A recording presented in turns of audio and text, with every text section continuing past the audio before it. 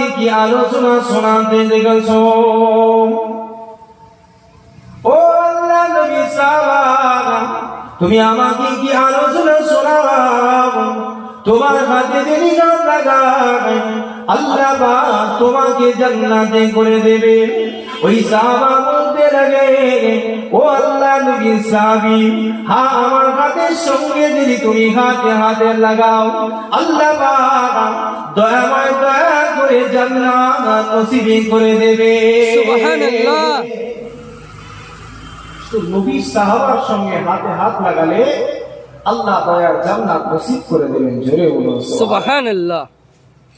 এ নওজওয়ানেরা, আল্লাহ নবী সাহাবীকে জিজ্ঞাসা করলেন, ও আল্লাহ নবী সাহাবী, আপনি কি জানালেন? আপনার হাতের সঙ্গে হাত লাগালেন আল্লাহ পাক দয়ার জান্নাত নসিব করে দেবে, এটা কিভাবে সম্ভব?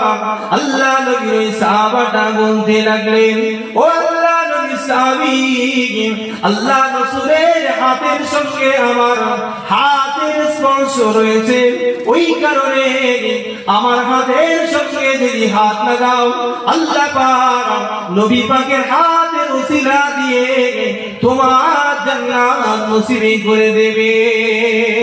সুবহানাল্লাহ। সুবহানাল্লাহ। নবী আমার হাতের সঙ্গে, সেই লোক ক্ষুধার যন্ত্রণায় রাস্তায় বেরিয়ে গেলেন। আল্লাহু খরজনি, আল্লাহ কসম আমাকে বাহির করে আনলো, ইল্লা জু, শুধুমাত্র ক্ষুধা। আখিরি জামানার নবী, যে নবী একবার যদি বলতেন আল্লাহ আপনি আমার জন্য উহুদ পাহাড়টাকে সোনা বানিয়ে দেন, আমার আল্লাহ নবীর বলতে দেরি হতো কিন্তু উহুদ পাহাড়টাকে সোনায় পরিণত করতে দেরি হতো না। জোরে বলুন সুবহানাল্লাহ। সেই নবী ক্ষুধার জন্য বাহির হলেন। নবী আমার ক্ষুধার জন্য বাইরে হলেন এমন একটা সময়, যে সময় সবাই ঘুমিয়ে আছে, যে সময় কেউ জেগে নাই, সবাই আরামের বিছানায় ঘুমিয়ে আছে। নবী আমার ক্ষুধার জন্য বাইরে বার হয়। কিতাবের মধ্যে বর্ণনা পাওয়া যায়, নবী আমার ক্ষুধার জ্বালা যন্ত্রণা সহ্য না করতে পেরে নবী আমার রাস্তায় বাহির হয়ে গেলেন। এই যুবক শুনে কিতাব, নবী আমার ক্ষুধার জ্বালা যন্ত্রণা সহ্য না করতে পেরে আল্লাহ নবী রাস্তায় বাহির হয়ে গেলেন। আল্লাহ নবী এমন একটা বাড়ি খুঁজতেছিলেন যে বাড়িতে আল্লাহ নবীকে কিছুটা খানা দান করবে, আল্লাহ নবীকে কিছুটা খাওয়াবে, এমন একটা বাড়ি আমার দয়ার নবী খুঁজতেছিলেন। কিন্তু দেখা যায় পথে মধ্যে আবু বকরের সঙ্গে দেখা। ও আবু বকর, কি হয়েছে? কেন তুমি এত রাত্রিতে বাহির হলে?